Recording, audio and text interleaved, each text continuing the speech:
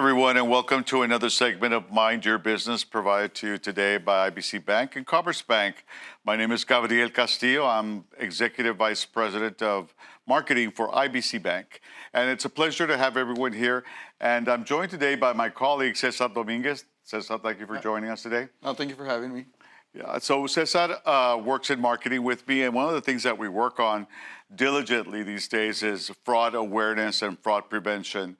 And we thought we needed to bring this to the public eye because it's a very prevalent, unfortunate issue that is really plaguing our society nowadays. And in the financial industry, it's something that we're very worried about.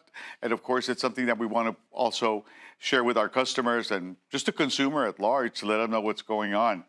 One of the things I wanted to talk about first was kind of telling our audience the key terms so they understand what we're doing. The first one, malware. Can we explain what malware is? Yes, malware is something that the scammers and fraudsters use in order to get information, which is basically malicious software. Yeah, and so part of that issue is that we want to prevent them from, of course, infecting, for lack of a better word, our computers, our computer systems. And then one of the ways they do it is by phishing, right? Yes. And so what do we consider, what is phishing? So phishing, it's not like what you might think, where you go out to, to the bay and get your fishing rod. Yeah, this is with a PH. Yes, with a PH, fishing with a PH. Phishing is basically a way that the scammers try to, get that information from you, get any personal information, any sensitive data that you might have. And there's various ways of phishing. Mm-hmm. Including? Including email phishing. Mm-hmm. And then there's also vishing, which is kind of with the phone when they give you a call. Mm-hmm. Text phishing as well. There's wire phishing as well. Mm-hmm. So there's many different ways that these fraudsters do try to, get your information nowadays. And the difficult part about this is that, according to our latest reports, consumers overall have been defrauded out of about $5.8 billion, according to the Federal Trade Commission. That's a lot of money, and let me tell you, those numbers have gone out by like $2 billion compared to the previous years. So this is how serious this matter is, and this is how serious you must take this situation, because it is not something to be reckoned with. And you know what? Scammers do not discriminate. Any age, any economic level, they'll come after you, and they prey on the vulnerabilities of people who are sometimes in need of money, of more money, or in I guess searching for a good deal somewhere, or making more money. Let's say they have it and there's a good investment. If it's too good to be true, it's probably bad, for lack of a better word. But one of the first things we're going to talk about is one of the things that we loved at one time, which was emails. Emails was a new form of communication. We were able to communicate without having to talk to people. We could just write them a little letter and talk to them. And of course, then it became a way of managing business. And unfortunately, this is now a place where scammers go to as well, right? Yeah, that's correct. Email has become one of the primary ways that scammers and fraudsters try to reach out to vulnerable, customers, consumers, in order to, try to get any information that they can, any numbers that they might be able to use to get to your money. And so that's one of the first things we have to look at, right? Is when they call in, it could be a well-known cable company, a well-known online company that does, that you buy from regularly. It could say the name on top, and you think, oh, they're asking me for more information, or I just sent in an order and they would need more info. And unfortunately, sometimes you say, okay, let me give you my social security number. Let me give you my credit card so you can, it didn't go through the first time. Let me do it again. And you fall to the scam. Yes, and then they also prey that on the fact that now everybody receives so many emails that you might not be so vigilant, to these kind of fake emails from these companies that you might be shopping, you might be paying a bill. They try to use that and also in order to, get to you and get your money. Yeah. And this has happened to friends of mine where they think their boss is sending the email, and their boss is telling them, for example, I had a friend whose boss called in and said, oh, go buy me 5 gift cards, and she does that type of thing for the company. Go buy me 5 gift cards and type back with the serial numbers in the back of each card. And she was about to do it, and she started to kind of think, okay, let me go. She was going to go down the street to a store and buy the gift cards. Oh, for $100 each. So that was going to be $500. Well, long story short, she thought, let me call my boss and just confirm that what he wants them for. And it turns out it wasn't his email. And when she looked closely at the email, it was his first name, it was his last name, but the other initials on there were not his. There was some more numbers on there that were not part of his deal. So this is what happens. You know, you think it is a person, you think it's your friend, a family member calling and asking for information. So you have to be very careful, right? Yes, and sorry. Go ahead. That's one of the ways, you know, that you are able to kind of prevent, you know, these emails from being, you know, getting to you. Pick up the phone, call them, make sure that, you know, you're verifying who's sending you that email. Sometimes you get like a random email, you know, on a Sunday, on a Saturday, which is not usual business hours. So, you know, that should raise a red flag in your mind when you're seeing those emails. And you have to be looking at those things carefully. We live in a very fast-paced world, and we're reading things very quickly. But if you pay close attention, sometimes on those emails, especially companies that are sending you an email, look carefully and make sure that there's no typos. Make sure that you're looking at the actual logo. If it looks blurry, it's been recopied, so therefore it's probably fake. They're probably grabbing it from the website or something, and they're trying to recopy it.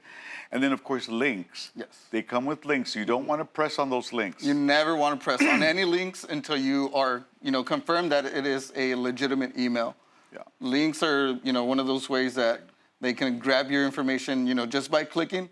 They can, you know, send that malware, you know, that malicious software into your devices, your computer, your phone even, and start, you know, that fraud process. And, you know, with a lot of these companies, they say the biggest problem is urgency.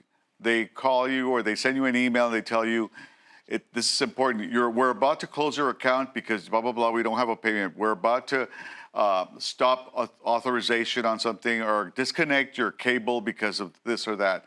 You have to look at that very carefully. And, you know, these are one of the problems that we're having is that people are always in a hurry. They're reading things fast. It's, okay, let me just type in my credit card. But you have to be very careful of these things. You have to be reading every detail. And there's nothing like a phone call. I know that's the old-fashioned way of doing things. We don't communicate by phone anymore. But guess what? We're going to have to go back to the old-fashioned way of calling and speaking to a person. And even then, you're going to be a little vulnerable. We'll talk more about that when we get back.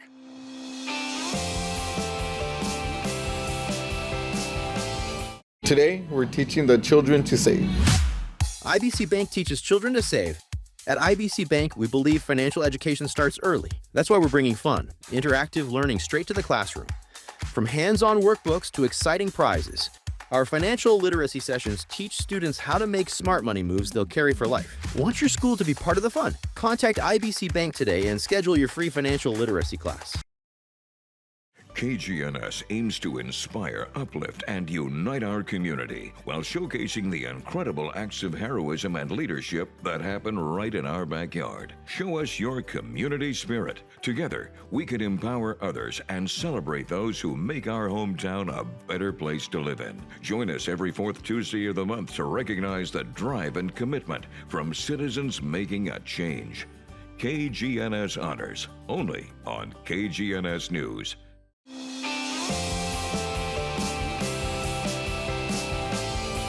Welcome back, ladies and gentlemen. My name is Gabriel Castillo, and I'm here with our colleague, Cesar Dominguez. And we're talking all things fraud, unfortunately, because that's the reality of where we are right now in this world. And it's funny how no matter how smart, how well-versed you are in business, scammers will try to find you and will try to basically rob you of your finances. So we have to be very careful on how we manage our business these days.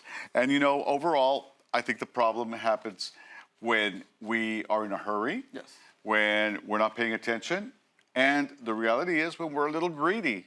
You know, you want money and you think, oh, this is a great deal, let me go for this, and we see this, wow, this is really inexpensive, let me buy this here where I don't know who they are or where they're from, or, you know, you don't pay attention to those details and you give away your credit card and before you know it, you're vulnerable. So one of the other things that we look at, I think, very carefully, and we can elaborate more on this, is phone call scams. People call, and I think we've all gone through those. I have, right now, if I pick up my phone, I probably have about 10 text messages from different people calling it, including someone that said I owe money on the toll road, someone telling me that my AT&T account is vulnerable, put in your number again. Yes. I don't have that account, exactly. So what do we have to watch out for here? So in that cases, and I'm sure everybody has received many text messages like that. Maybe they're offering you a job that might seem too good to be true. So you got to really watch out for a lot of different things. A lot of you got to be very detail oriented when you're looking at these messages, when you're receiving them. I guess the biggest red flag is if you don't know who's sending it to you, then that's when your antenna should kind of go up and you should start doing more investigating. Like, hey, who's sending me this? Why are they sending me this? If you're not expecting, a text from anybody in that regard, then, obviously that's something that was kind of suspicious. So you got to be, very careful with that as well. And then once again, let's say you do see a caller ID and you see it still could be fake. Yes. It still may not be your bank. It still may not be that company because fraudsters, guess what? They're mimicking the names and putting them on caller IDs, so you think you're actually talking to the company. And I think that's happened. I think that happened to me also when I was getting solar panels, and I saw the name. It was the company name. I thought, oh yeah, it's a company. Somehow they knew that I was getting this transaction, going through this transaction. I hadn't gotten them yet. I was going through the transaction. Somehow they got a hold of that information, and they were asking me to please verify, blah blah blah. And the only thing that triggered it was that it was such poor grammar in the message that I thought, okay, this sounds kind of weird. I know the company's not that big, but I'm sure they can write in English properly. But and then I called them and they said, that's not us. Do not respond to that. Thank God I didn't, but that was my red flag. Yes. Was checking out because the caller ID said the name of the company, and I really believed it. Yeah, and fraudsters are doing that, what is called now spoofing, which is where they, get somebody's number, kind of make it look like they're calling you from the bank, from a company, in your case, your solar panel company, to try to, get that information from you. So those are things that, even if it says, a known company to you, somebody that you deal with, we always got to be very careful and, like you said, watch out for those kind of things. If it's bad grammar, then, that's obviously a red flag as well. So good job on catching that. Yeah, I know. So it was one of those rare times that I was awake. You saved yourself a lot of money. Thinking. But we all have to be like that. We all have to be very aware of what's happening. And of course, the very sad phone scams that are happening is when they call you and tell you they have your child or your niece or your uncle or someone in your family kidnapped, or they're holding them somehow. And this has happened so much for so many people. I have friends who literally got a call. Of course, they call at 3 a.m. when you're fast asleep and you're not thinking. They tell them that they had their daughter. Their daughter lived in Dallas.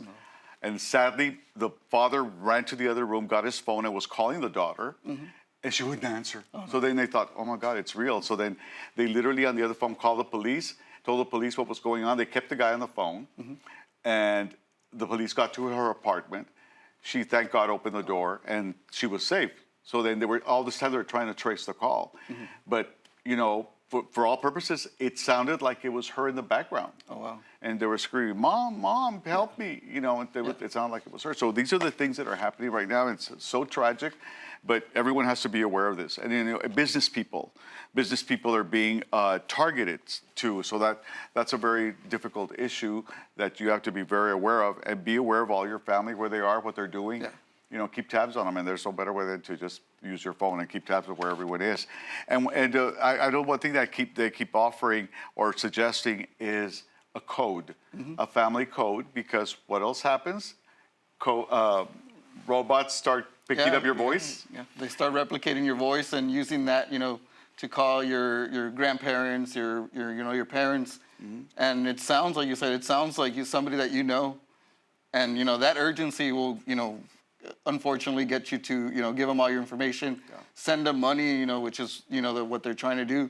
So, that is a very good tactic, to have a family code that only you guys know, only the family knows, only those people know.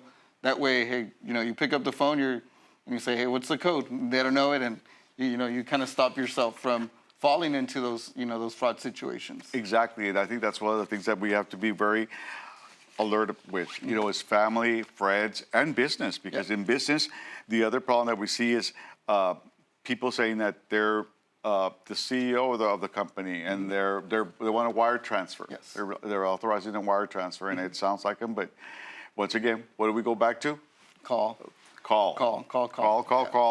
and find out if it's really them asking for this, if they're really authorizing that type of transaction. So you check it very carefully.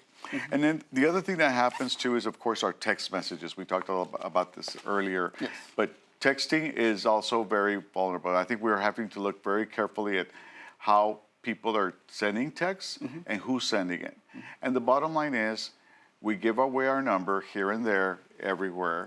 And people use it. People use it for other things, and they keep a list of their numbers. And it's a business, like everything else. They have to have a phone number, but it ends up in the wrong hands. So that's the thing we have to watch out for, right? And of course, when we're looking at text messages, once again, we have to look at links. The grammar, the spelling, the situation. Why am I receiving this text? What are they asking for? Does it make sense to your daily business, to your daily life? So those are the things, that can prevent, a lot of fraud from happening, when you're dealing with any text messages. And also in text messages, don't click any links, because they'll send you those links and try to get you, hey, I need this, by now, your account's going to be disabled. Something's going to happen if you don't click this link now. And I think, we see that, when they're very urgent, I think that should, cause the consumer to stop and think. And that's a very good point, because right now I feel like I'm older and I still mess up. I still make mistakes. And I've told my friends, I said, and I tell everyone, and I urge our audience, if you have elderly parents, grandparents, aunts, uncles, madrina, padrino, sit down with them and show them all the things that can happen, because they're just learning the phone. And trust me, even I still think, I still ask you all for help. Like, what's going on here? I don't know what to do here.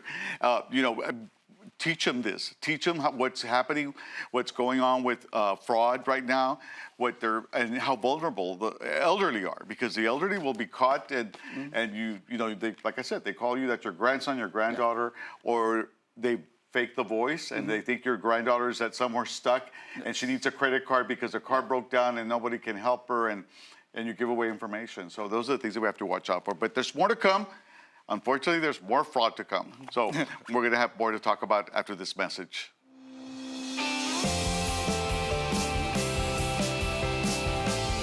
Today, we're teaching the children to save. IBC Bank teaches children to save. At IBC Bank, we believe financial education starts early. That's why we're bringing fun, interactive learning straight to the classroom. From hands-on workbooks to exciting prizes, our financial literacy sessions teach students how to make smart money moves they'll carry for life. Want your school to be part of the fun? Contact IBC Bank today and schedule your free financial literacy class. Reach the nation's fastest growing audience. U.S. Hispanics are digital first and ready to engage. GDM and Espanol offers a full suite of digital marketing solutions to reach Spanish-dominant and bilingual Hispanic consumers. Delivering ads in your audience's preferred language means higher engagement, more conversions, stronger brand loyalty, and growth for your business. Let's connect. GDM and Espanol. GrayDigitalMedia.com.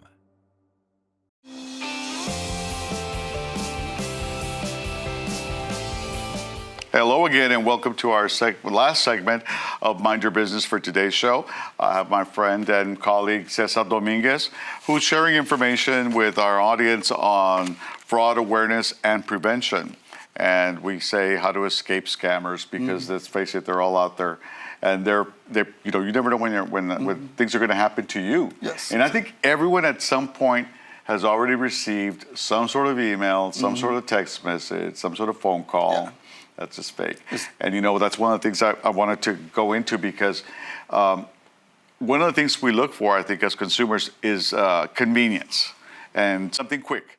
And one of the quick things that happens that's wonderful, because I think a lot of us use it, is fund transfer, right? Apps that we use, for mobile apps that we use to transfer money to my friend. She paid for dinner, and let me just send it on the app. And I think one of the things we don't realize is that those apps are also vulnerable, right? And people, if you keep money in there, and some people, and I myself, here I go, I didn't know. I said, why do I have $200 in there?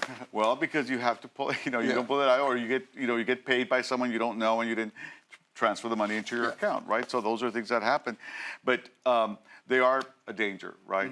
And you have to be careful how you use it. Yes, I think with all things digital now, there's that vulnerability, for fraud to happen. With payment apps, I think it's, top of the list because there's already money in those apps.